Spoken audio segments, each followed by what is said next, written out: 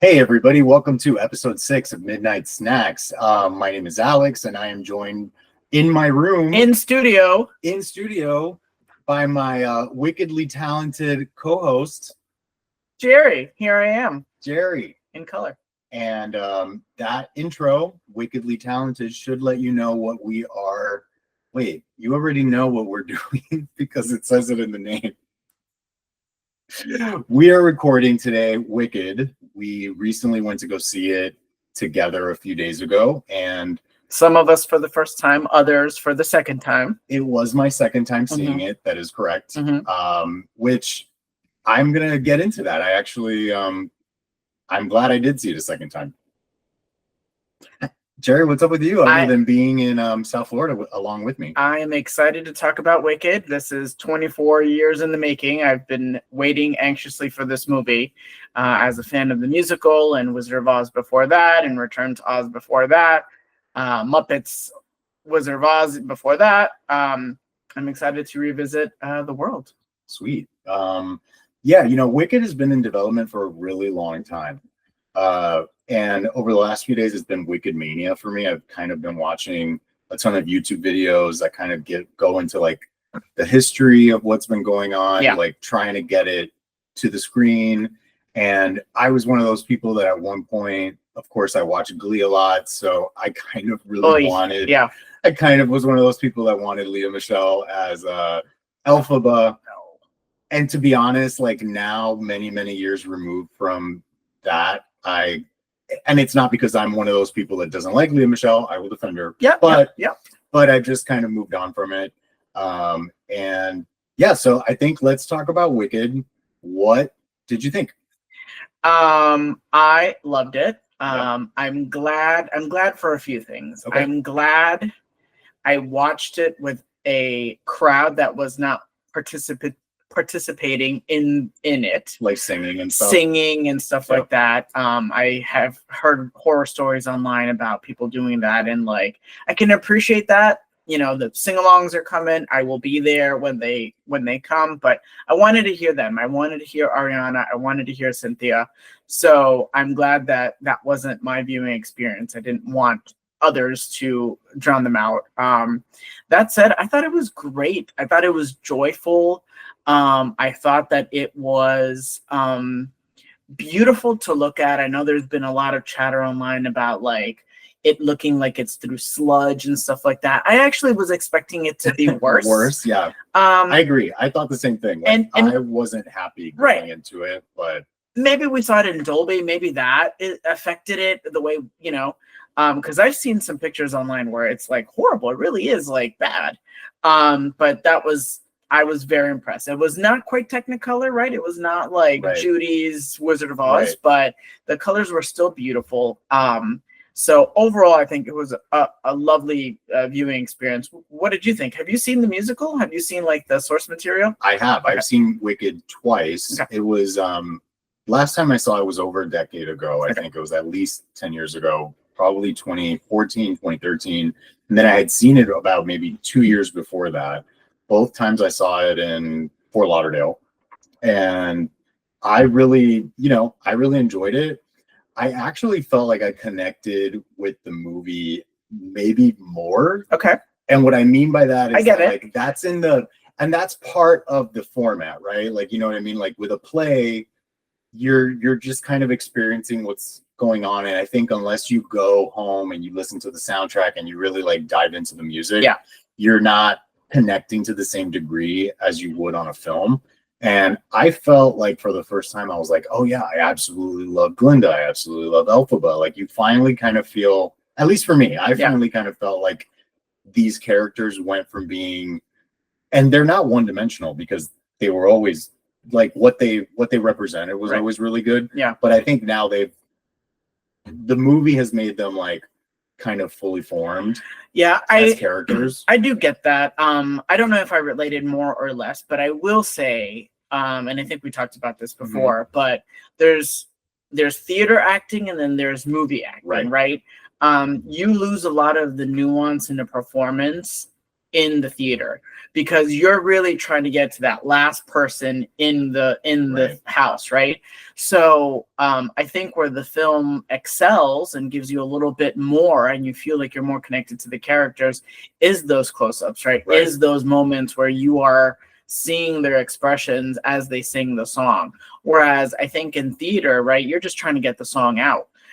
Here you're acting the song, and Cynthia Erivo did that beautifully in I'm Not That Girl. I even cried, and like that's not even one of my songs. I looked over and I saw you crying. Yeah, that song has never moved me to tears, but in this version of Wicked, it was just so beautiful, and you could see so much of her pain.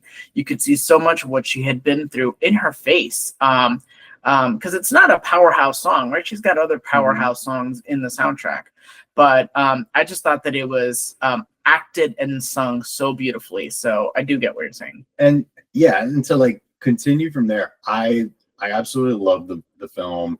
I went into it, like we were saying, a little apprehensive, mostly because like I tend to be on the side where I don't trust Hollywood anymore. Smart. I don't trust them for major movies. I don't trust them for musicals anymore. I don't trust them for technical aspects, especially, a company like Disney. I know Disney did not make this. It was Universal, thankfully. Yeah. Because maybe that's what gave it a shot. And I walked out of the first viewing, and I saw the first viewing on IMAX. I walked out of the first viewing with my usual, like, okay, that was really good. That I expected not to walk out enjoying it that much, but it was really solid, really liked it. And I have a joke with a friend of mine where he prefers very extreme reactions, where it's like, he thinks if you don't come out of a movie and say you absolutely loved it or it was amazing, that means that like it was terrible. Yeah. So whenever I've come out of a movie and I say, oh, you know what, that was pretty good, he goes, that means you hated it. And that's not true. That is not true. Sure. I walked out of it thinking that was really good, and I knew we were going to see it again. So I was looking forward to watching it again. And I historically always say that if you walk out of a movie and you thought it was pretty good, on rewatch, there's like a 75% chance you're going to like it more. Okay. And because at that point, like the shock factor of what it is you're seeing is gone. Something and familiar. Instead, yeah. You're paying attention to all of like the smaller details, the things maybe you didn't notice the first time. And that was 100% the case for me when we finished watching it on Sunday. Yeah. I liked it even more. I came home and I did listen to some music from it, which I did not do after I watched the first time. And then, we've been in Ariana and Cynthia press tour bonanza on social media. I have a lot of thoughts about that. Yeah, we'll get to that. We'll hold some space for that. Okay. We'll hold some space for that in a bit. Yep. And then the technical aspects of it that we were just kind of saying. Are you still there? You're the only one here. Oh no. Send the call. Yeah. Yeah, we're having like some technical issues this time around because we're recording in the same room. We're using Google Meet, and so just bear with us. We're vibing. Bear with us. This is a up and coming production. we're figuring it out, just as you are figuring us out. Yeah. So with the technical aspects, I did not like the way it looked in the trailers. Yeah, it looked it was like typical washed out kind of like modern Hollywood CGI. Absolutely. I was terrified that it was going to be CGI sludge. And I was pleasantly surprised because that is not what it is in the movie. In the movie, they are on lots of really big, really gorgeous sets. Yeah. Where I feel like the trailers do not showcase that. The trailers mostly showcase the really CGI heavy shots. Yeah. And the movie itself is almost entirely filmed on like massive sound stages. Yeah. So they're interacting with their environment, right? Emerald City was built. Right. They were there. Right. So I did appreciate that. Yeah. That part of it I really liked. Let's talk about the casting. Sure. Ariana and Ariana Grande as Glinda. I've got a hot take there.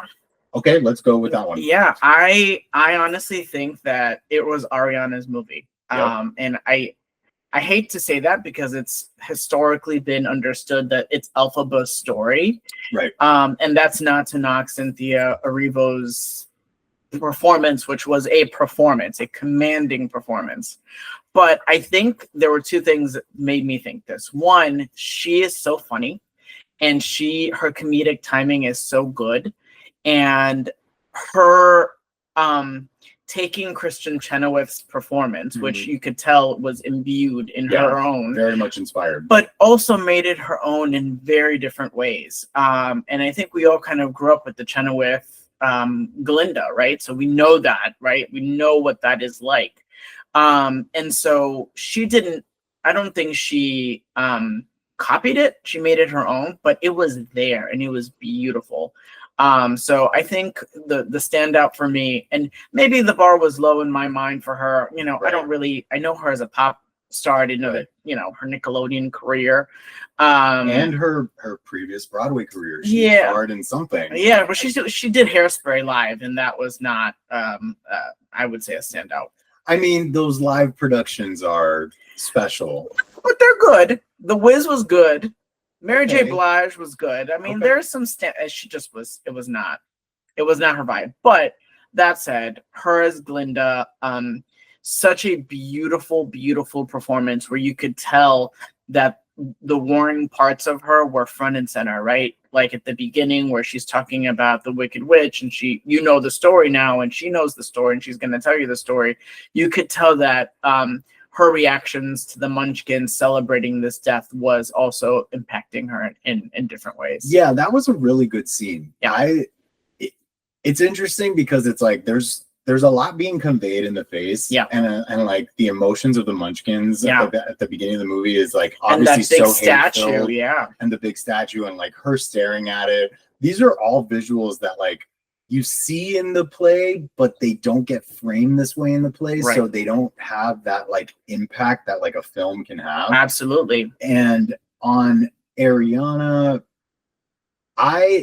it's interesting because it's like, I think I mentioned this on Sunday that her casting really kind of solidifies a bit of that high school energy that Shiz University has. Like that you know, like obviously like that, you know, I see people comparing it to like Regina George-ish. And like, there's shades of that, but I never got that from Kristen Chenoweth. I never got like that.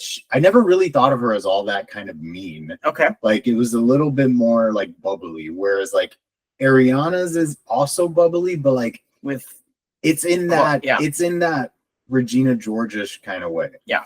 Well, they also gave her minions. Right. I don't remember them having minions on the stage. But Bo and Yang and the other girl were her, you know, her fellow mean girls. So I guess there's something to be said for playing to an audience that knows about this. Well, and that is also kind of perpetuating what she's supposed to be in their eyes and that kind of stuff. So yeah, she 100% was a standout for me. The scene in the Ozdas ballroom where she stands up for her friend after giving her the hat and stuff like that. That that was her performance. That was her moment. And it was Cynthia Erivo's too. I'm not pinning them against each other. Right. I'm just saying she acted her ass off in this, and there are moments where you kind of forget that she's Ariana Grande, and that's what any actor wants, I think. And so you really do kind of forget the baggage that she comes with, and you believe it hook, line, and sinker. I wouldn't doubt if after this movie she kind of transitions more into acting. I feel like, you know, she dabbled in it before as well. I mean, she started in Disney Channel and then she was in Scream Queens, but I wouldn't be surprised if she kind of pivots and kind of takes the pop star thing a break and actually like does some more stuff. Plus, she's already mentioned she wants to be in she has like another dream role for a musical. I can't remember which one she singled out right now, but she was mentioning it the other day in one of their press epic press moments. Well, I wouldn't say quit your day job, Ariana. I love your music, so stick with it, sister. But really, you brought it, and I'm very impressed. And I mentioned this on Sunday that while I was watching it the second time, the first time it felt like Ariana and Cynthia's movie. But the second time I watched it, I felt like, wow, like I feel like you get so much more of Glinda. Yeah. That in a way you endear to her more just because she says so much. Yeah. Like the nature of her character that's always kind of like talking. Yeah. In a way, like gives you fills the space. So you kind of start to endear to her pretty quick.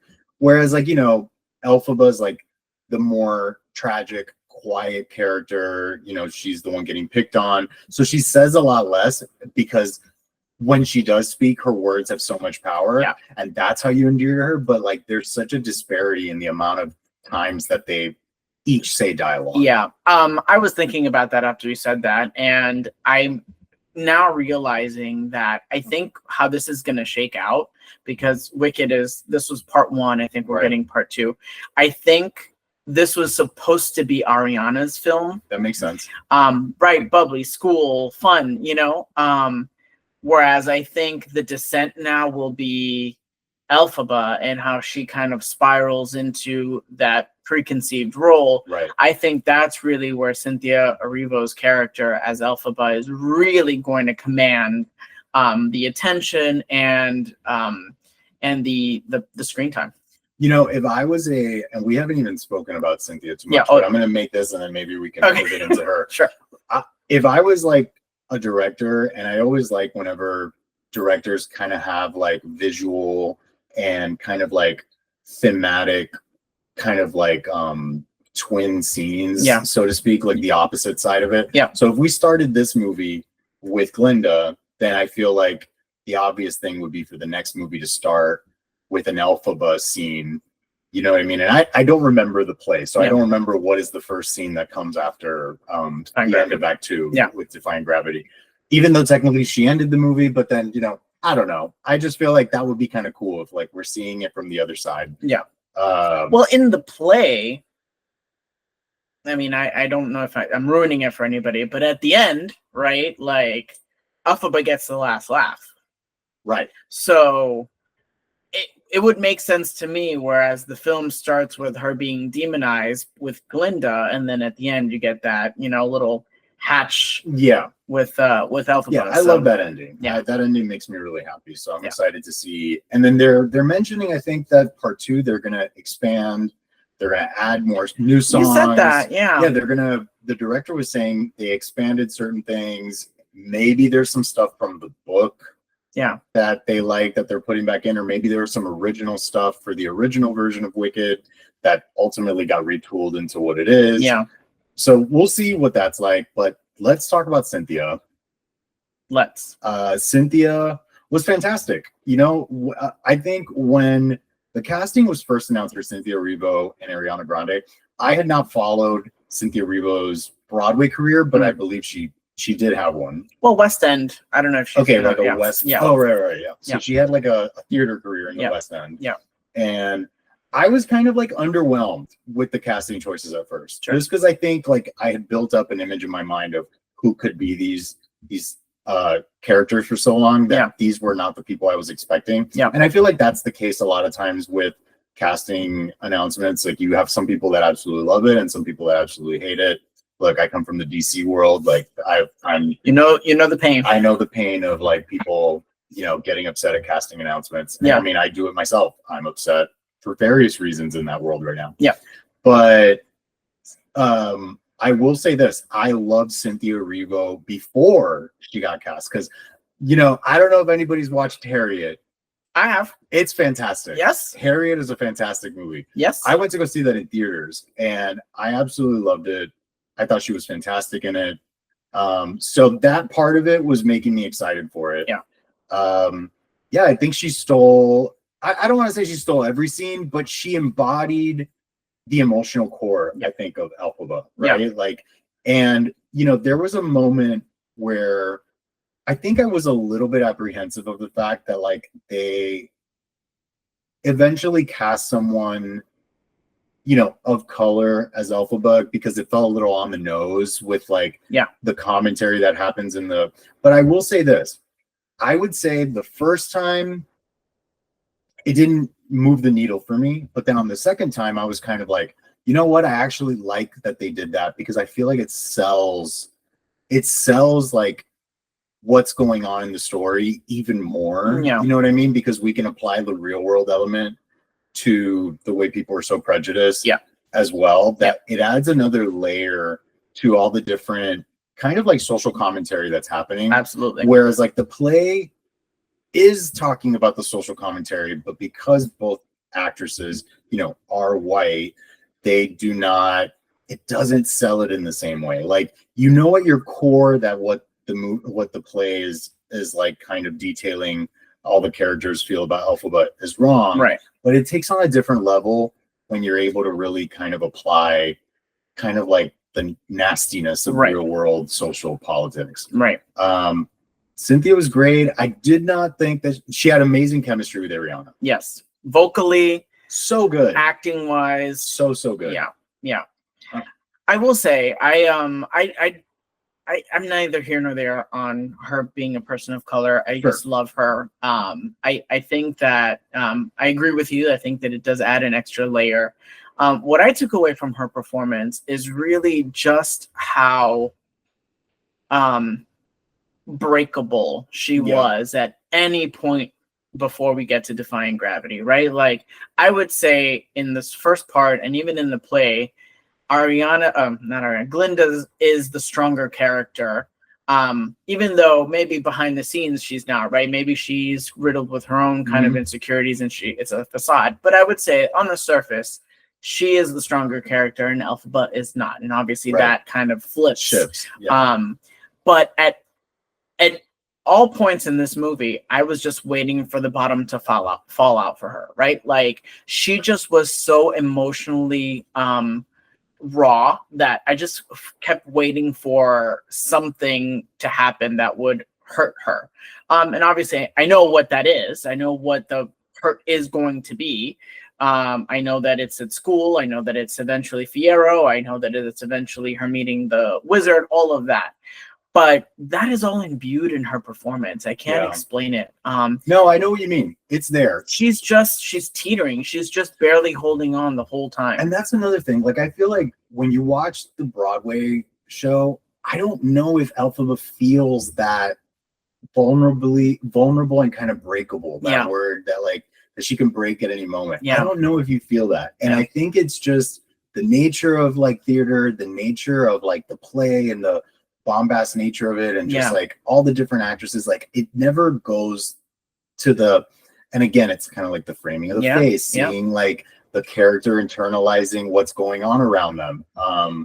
But Cynthia crushed it. Yeah, she plays her soft. Yeah. And that was a choice. And that was a choice that I really responded to. Like I said, in that right. And I guess that's kind of what I was just talking about. That, like, I feel like in the play it doesn't. Yeah. And at least the times that I watched, I'm sure there's an Elphaba, actress out there in the theater world that has maybe played her soft for her run or tour or whatnot, but I've never kind of experienced one of those. So it was my first time really seeing the full vulnerability of Elphaba. Agreed. I'm really excited for part 2 to see what else. I kind of, do they sing Defying Gravity again at the end of the play? Defying Gravity's only done once in the play. I have a feeling the movie's going to do it again.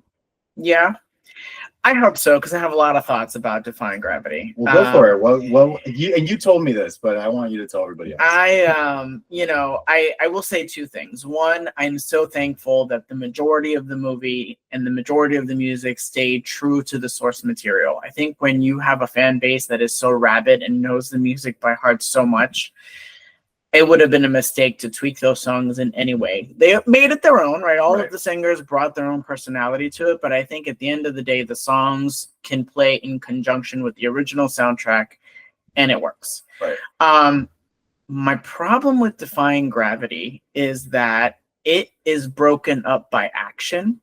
So they start to sing it, the guards come, they start to sing it again, the guards come again, then they have a dialogue over the broom.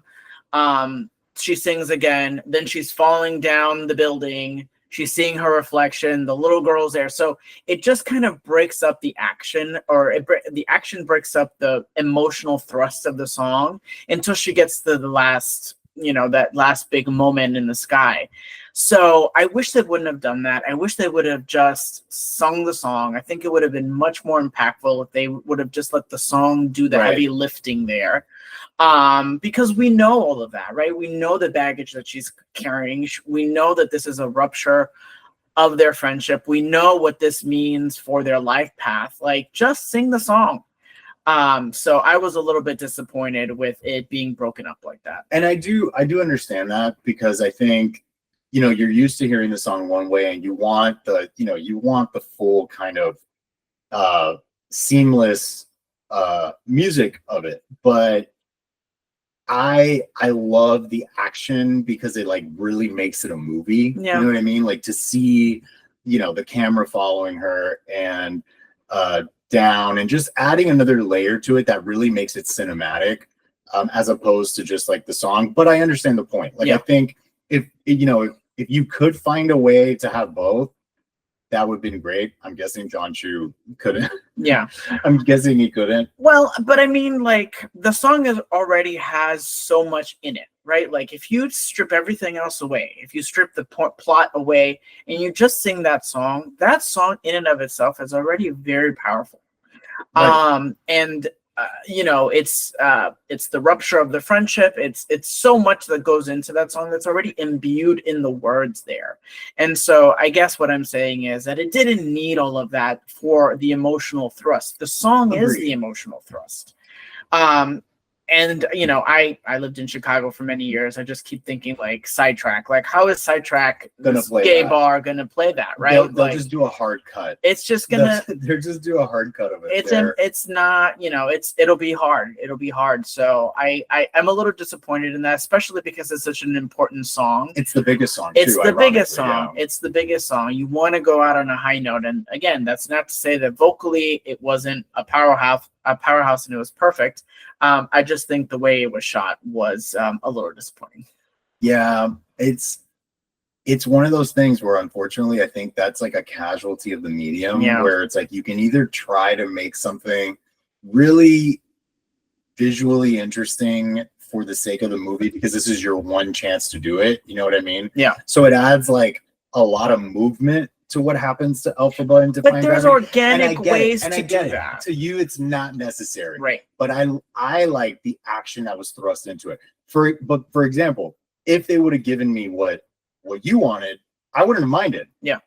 But I can also understand wanting that, and I would have enjoyed it. Yeah. But the fact that I kind of got to see, like, again, and it's funny because I hate CGI slop, but because it was a very cool kind of like action scene thrown in, and I know me using the word action scene probably like makes your like your eye twitch, because you're like, we didn't need it. Yes. I don't know, it looked really cool. Okay, I like the way it looked. There are ways that you could do it organically, right? And a perfect example of that is The Wizard and I, right? That song with her running out into that field and belting that big number at the end there, and like even the little small things that she does at the university and skipping over the stones and looking at the reflective glass with the different colors, that all just felt so beautiful and nuanced and like an organic extension of the song. Breaking up a song for action, for guards and falling off a building, I don't know if it's got the same emotional thrust as if you would have just sung the song, right? I think that choice, not just obviously for like make it more of like a fantasy action film. Yeah, that might be a casualty of trying to make it a little bit more, not mainstream, but a little bit more four quadrant, where it's like trying to appeal to. Do it with another song. Don't do it with the big one. Don't do it with Define Gravity. Don't do it with the big one. It's weird because I feel like it's just I like the way it flows. We agree to disagree. No, but I do agree with you. That's the weird part. Like that's the thing. Like I hate that Define Gravity was cut up, but the scenes that were added in like just look so cool. Like it has like a very cool sequence, like the sequence of her falling off and the thing, and I just liked it. Yeah. But I would have been super happy with just Defying Gravity on its own without being chopped up. Yeah. Let's talk about the supporting cast. Sure. Michelle Yeoh. Michelle Yeoh. She looked stunning. Was great.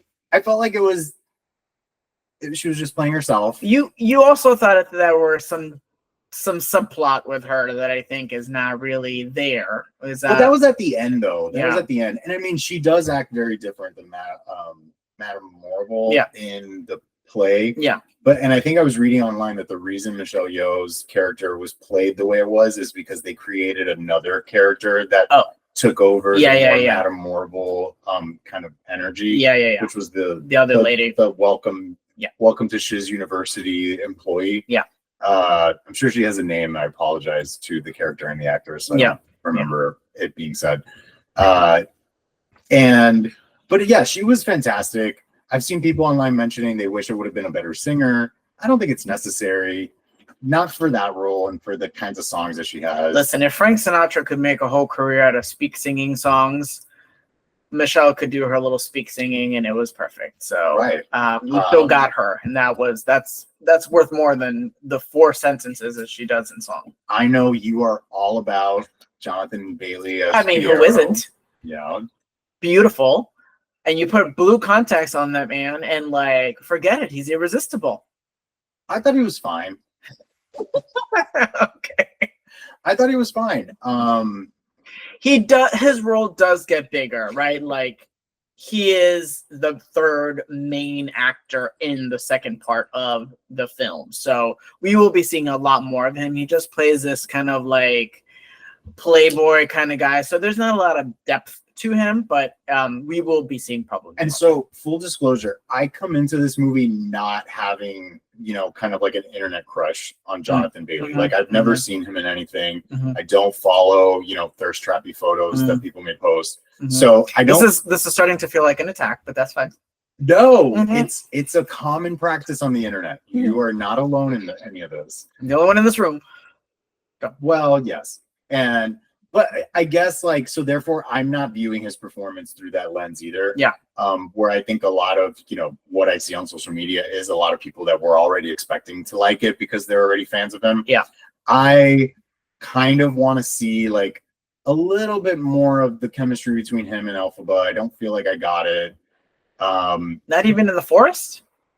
I mean, it was cute. That was maybe the cutest scene between them. Sure. But then I don't know if any other scenes kind of give it away. Well, she's so standoffish, really, that that's really the moment that they kind of interact because she doesn't want to step on Glinda's toes. I did like the performance in the library. Yeah, I love that performance. Choreography is great. I thought he killed it.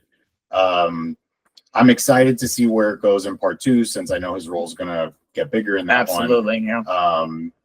And I'm sure there's definitely a reason why any of these actors were cast, right? So it's like whether someone already sees it in part 1 or if I finally see it in part 2, there's a reason why all these individuals were cast. I mean, frankly, sometimes it's just how good you look on camera, right? True, and it just could have been as easy as that, right? I don't know if I wasn't impressed by his singing voice, it's not that. It's just he plays a debonair, devil-may-care kind of role, and that's what we got. And I would say he has a lot of chemistry with Ariana.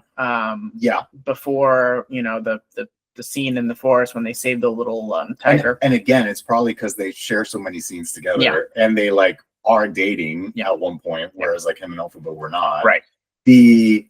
I did start thinking on the second time that I'm like, you know what? I don't think it matters if Fiero's all that good. Because this isn't yes, there's a love story that goes on in it, but it's like the third banana, right? It's not about the love story. Yeah. You know what I mean? And I think walking out of the play, I feel it's the MacGuffin. It's a MacGuffin for what ends up happening to Elphaba, right? And I think in the play, I feel like in the play the relationship feels a little bit more.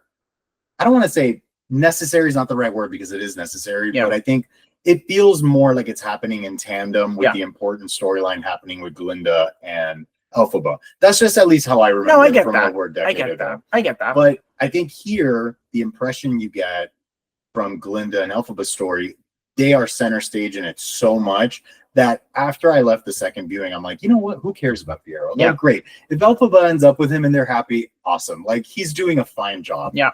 And that was interesting for me to realize that, because I think I always walked out of the original play kind of thinking like, oh yeah, it's great. Like, there's this love story. It feels kind of very Frozen-ish. Yeah. You know what I mean? Where like there is also a love story, but that's not the main point. Yeah. And I think again, it's because of the movie, the way a movie is that like I kind of noticed that. I think the evolution of Fiyero is worth noting. For sure. I think that he goes from this very superficial kind of guy, prince, you know, the Winky Land or whatever, to someone who basically leads a rebellion. Right. I think is important to note. That said, I think the growth of Glinda, or the de-evolution of Glinda, and the growth of Elphaba really are the whole point there. Yeah. Speaking of boy characters, Jeff Goldblum. What'd you think? As the Great and Powerful. You mean Ian Malcolm, the Great and Powerful? The Great and Powerful. He is Jeff Goldblum in everything he does. Bless him. And I do love him. I don't know. I think if there was a squeaky wheel, it was him. In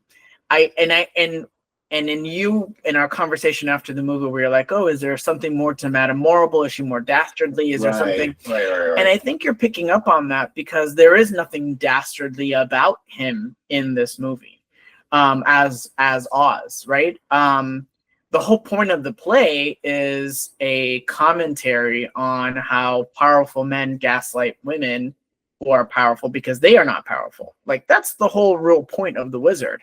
And so you don't get that, right? You kind of get the sense. You do get that in the play, though. You do get that in the play, right? The actor in the play always plays Oz very much like there's a hidden agenda. Yes. And he has that like kind of evil twist in the way he's delivering his lines. Absolutely. Whereas like Jeff Goldblum is very much the bumbling entire time through the whole thing. And the whole time he's playing it like he's like your like, you know, biggest cheerleader. Like he's still your best friend. Yeah. And you know, that's a choice. Yeah. But then because of the way the scenes transpired when Morrible, like, you know, summons the monkeys to go after her, and almost immediately she's making the announcement across Oz, all of Oz, public enemy. I felt like, okay, if your plan was to get Elphaba to help you, you know, to do all these horrible things to, you know, from the Grimmery, you didn't even waste time kind of trying to get her. Well, you didn't even waste time trying to like completely ruin her image to the point where she absolutely will never want to work with you. Like we already think she doesn't want to work with you because she ran away, but your chances of so that's kind of why I started thinking, I'm like, okay, did Morrible have like a hidden agenda? Like, was she actually the villain in the play? I couldn't remember. Yeah. And you guys were like, no, she wasn't. Yeah. So then I was like, there's something about the way Michelle Yeoh's playing her and like the sequence of the events that it almost hints that like Morrible might actually like betray Oz and actually take control. And like, you know, she was pulling. She was the mastermind. Right. Like she was the mastermind the whole time. Well, but to my point, that's because I think Jeff Goldblum played him so weak sauce. And I agree. Yeah. Where you think that she is the one kind of pulling the strings because he's just like, well, what do we do now? I lost my book. Yeah. You know, he never seemed like he knew what was going on. Yeah. Yeah. Like he had an idea of like things that were going to happen, but like the person who knew exactly what wanted to happen was Morrible. Yeah. So I do love him. Was he the right choice for this? I don't know. Yeah. So a little bit of a squeaky wheel in my opinion there, but I think the result is the same, right? We ended up where we always end up, where she ends up being this like public enemy for everybody at Oz, and her character is demeaned through, you know, no actions of her own. Okay. So I'm thinking we should talk about the cameo scene. We should. I mean, spoiler alert. If you haven't seen it, turn it off now. We've already been spoiling the play, but this is a big one. That's okay. This is a big one. This is a and well, technically we've been spoiling the movie as well. This is a big one. There is a cameo that has largely not, there's 2 cameos that have largely not been spoiled on social media. I'm sure by now it kind of is, but I'm not seeing too much of it. And since I had seen it once before, I did not want to reveal it to Thank God. to Jerry. I wanted him to just experience it because it caught me very much off guard. And then the person I had watched it with had never seen the play and didn't really know. No. So I kind of had to tell him, and he was like, "Oh yeah, I know who they are," but he didn't feel the full kind of like power of it. Yeah, it was Adina and Kristen Chenoweth. They're in it. They are in Oz. They are telling you the story of something or other, but they looked fabulous. They sing. They're together.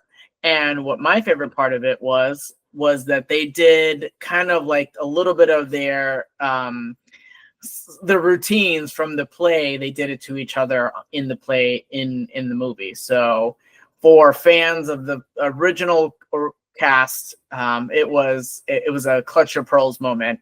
The lady next to me also gasped when it happened. I'm like, I looked at him like, me too, girl, me too. I get it. I looked over at you, and you were just like this, like forward. You were. Thank you, internet, for not ruining that for me. I'm sorry that I'm ruining it for others, but honestly, like, it just was such a beautiful moment, and it was done so beautifully. So I was very happy with them to be included. They're the godmothers of this musical, right? They will go to their graves as these characters, originating these characters. So it was only fitting that they were in the movie. You know, for theater kids, that was their Marvel Cinematic Universe. Yes.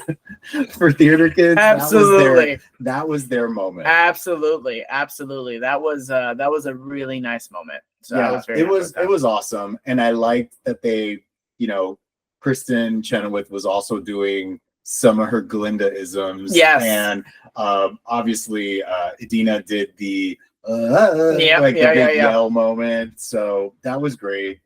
That was really unexpected, and I loved it. And it felt not shoehorned into it, right? It felt organic. They turned the camera, they're watching this play happen in the middle of the city, and all of a sudden they are those characters in that play. So good job to the director, and good job to them, because it was done very nice and very respectfully. And it's also very like pop, you know what I mean? Like that's something that makes a movie, like, I feel like a lot of movies nowadays, especially big ones, like really want to have those kinds of pop culture touchstone kind of self-aware moments. Yeah. And they've gotten kind of cheap. Yeah. So it was actually really nice that theirs felt really organic. They found like a solid spot in the movie where you could get away with just putting them in there because they were kind of didn't eclipse the girls who were there. They had their moment with them. So yeah, those cameos are usually kind of cringeworthy for me, and I think that this was done very, very well. Yep. Yeah. And I have my Toto. Oh. I have my Toto here. This is Buffy. Nice. She's always here when we usually record, but because I have a guest, she's very excited about me. She's very excited. So this is Toto. Yeah. What else do we think we have anything else? I think the publicity tour needs to be discussed. Oh yes. So we said at the beginning that we were going to hold some space to discuss the lyrics of Defying Gravity and the press tour. So it's been interesting. I don't know if anyone's paid attention, but you have to be chronically online, I think, to really know what we're talking about. But we are chronically online, we are going to talk about it. Mm-hmm. So Cynthia Erivo and Ariana Grande have gone viral the last, 2 weeks. Yeah. For their whirlwind, for their very emotionally charged, kind of theatrical responses to questions, not self-aware at all, kind of almost to the camp. It's camp. It's 100% camp, but they're trying to play it off as if it's like really sincere, and it might be, right? It might be. I'm not trying to pretend like it's not. Maybe Jerry feels different, but it's a lot. It feels very much like a show. And the most recent one that's gone kind of very demure, very mindful, viral, was this one where there's a interviewer who says that she was noticing that on the internet lots of people are holding space for the lyrics of Defying Gravity, and Cynthia has a very visceral response where she says, I didn't know people were doing that, and the interviewer's like, yeah, I've seen it. And it's been interesting. And then there's the claw, holding the claw, Ariana holding the one finger. It's been a lot. It's an emotional movie. I get that. They probably have a very deep connection, I'm assuming. I mean, that's kind of what they've been riffing on, right? That they have this very deep connection as these two characters going through this, these two women going through this. I just think it's a little much. I don't think it's hurt the movie. If anything, it's creating buzz for the movie. So maybe ultimately that's the point. But no, it didn't hurt it. No. Yeah, no, it's made a bazillion dollars. Movie studios wish they could get that kind of viral attention to every single movie they do, or to big movies. You know what I mean? Absolutely. And they're two very big personalities, so I guess maybe it's the perfect storm. It's worth commenting on that. It is happening. This is the reality that we live with day to day, where you told me today that the interviewer who said I'm holding space for the lyrics is being interviewed and has got merch now. She has merch coming out. She's really going to monetize her moment.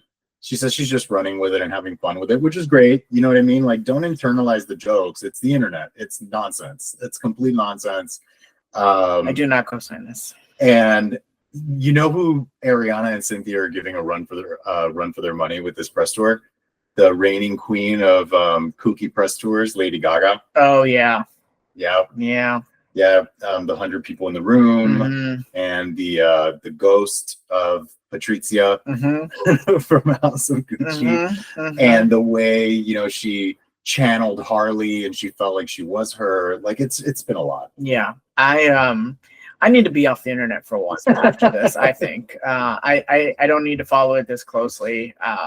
It's just a little much when it just is infused in everything that they do. It's a little bit much. So not a fan, but I do want to call out attention to my t-shirt in ode of her mother. I'm wearing my Liza Minnelli t-shirt. How many Liza Minnelli shirts do you own? 3. Yep. I had a feeling. I did not know that, but I knew it had to be more than one. This is my newest one. I wore it only to bring up that I also loved the Wizard of Oz Easter eggs in Wicked, right? Yeah. Like there were so many things that were in this that harkened back to the original 1939 film that I just innately appreciated. So you could tell that this was made by people who loved this world and wanted to really bring the best of the entire kind of thing to it. One thing that I noticed on my second watch was the Nessa Rose slippers. Oh yeah. They're silver because in the original book they're silver. And she's wearing striped socks. But the inside of the box was a bunch of red rubies. And for anyone who doesn't know, they can't make them red because the red slippers from the Wizard of Oz movie are copyrighted because they were original to that film. Yep. So this movie cannot use them. But I thought that I was like, hey, I know that. Yeah. It has red rubies in it. That's a nice little nod to the original film. Yeah. And Elphaba and Fiora riding the bikes with the basket and saving the cub, that harkens back to, the neighbor. Just little things. If you were looking for it, you found them. So I really, really genuinely appreciated all of the nods to the Wizard of Oz. Yeah. I think maybe we should do a Wizard of Oz episode. You rewatched it ahead of this, right? I did just rewatch it, and it's been fantastic. I mean, it was.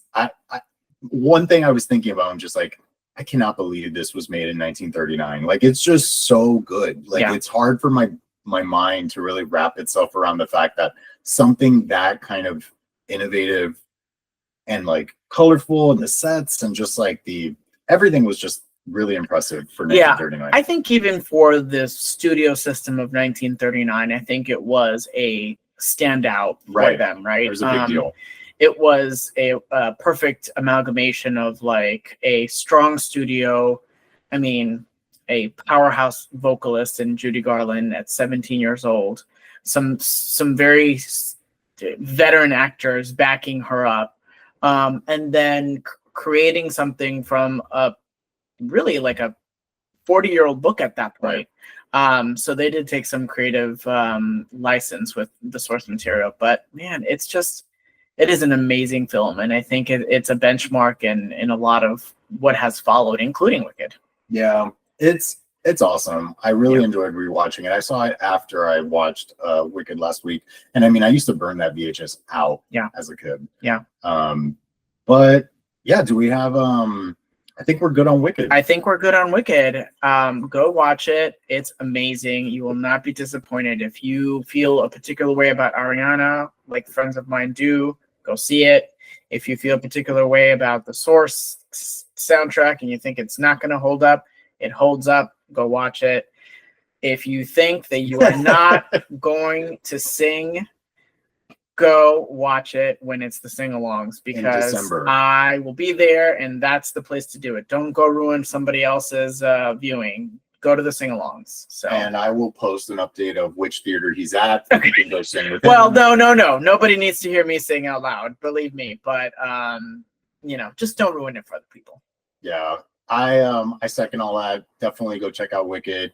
I'm actually gonna probably watch it a third time, and I think I've decided I'm gonna buy it. So yeah, it was really, really good. Yeah. Crowd pleasing movie. Let's close out the episode with if you've been watching anything else. You go first, because I got to think about what I've been watching. Okay, so I've been very happy because a recent addiction, or rather like, something that I fell in love with this year, and I love my trashy kind of like dramas. Yellowstone, the show with Kevin Costner. You never cease to surprise me with your selections. Yellowstone, the show with Kevin Costner, yes, came back after a 2-year hiatus for the final season's second part. Okay. And there's been a lot of drama in that 2-year hiatus because Kevin Costner started, filming and finishing his big Western epic, and Taylor Sheridan, the creator of Yellowstone, was kind of like refusing to work around Costner's schedule. They wanted to start at a certain time, and Costner was refusing to work around their schedule. So ultimately, I mean, they're both divas. Yep. Like the network, Costner, they're all divas in this story. Yeah. So ultimately, they moved on without Costner, and he is the main character of the show. He is Yellowstone. Yeah, he is the main character of the show. So I've been watching The Return. I think we're now at 3 episodes, so there's only 3 left, period, for the show. And it's been awesome. This week's episode on Sunday was amazing. I was like shook at the end. Okay. And yeah, that's what I've been watching. Did it pick up at when he left the show, or did it pick up like? Yeah, so the show picks up almost immediately, more or less like plot wise from where his final episode did end. Okay. And and I'll just say it, they kill him off. Okay. They do the kill him, but they turn it into kind of like that he potentially like kind of maybe unalived himself. Oh. And then none of his kids believe that. Nobody really believes that because it doesn't fit the character. You find out that there was actually like a hit on him. And I love how I turned a Wicked thing into a thing of Yellowstone. Yeah. But you know what? That's what it's I'm what watching. You're watching this I'm week. watching Yellowstone. Yeah. If you like, country things, and I do, and I want to move to the country, and I love family drama and tawdry stuff, so I'm all in. Good for you. Yeah. I really haven't watched much. Maybe this is a spoiler for a future episode. I watched The Substance this week with Demi Moore. I won't divulge much of it, but I think if you can watch it, watch it. It's not for everybody. I don't think it's for me. But it was a amazing film to watch. I don't think I will be rewatching it because it is very, very gory. But all of the buzz that she's getting for awards is 100% justified. The other girl who plays her counterpart also is fantastic. Margaret Qualley, maybe? Is that her name? Maybe? I don't know. Some young thing. Yeah. But both brought it. It's a trippy film, but that's what I watched. And I had to watch it in installments because it is kind of long. It was like 2.5 hours. It was 2.5 hours. And it's so graphic that like you gotta have to pause it a little bit and like revisit it. And that's what I did. It like jumps so much. I mean, we're not gonna do the substance review. We are coming with a substance review soon. I won't give a date on it because you know, we have other things. There's a lot of recent movies we're gonna be watching. But that's what I watched this week. Cool. All right. Well, that is the end of this week's episode. We'll catch you next time. Bye. Thanks, guys.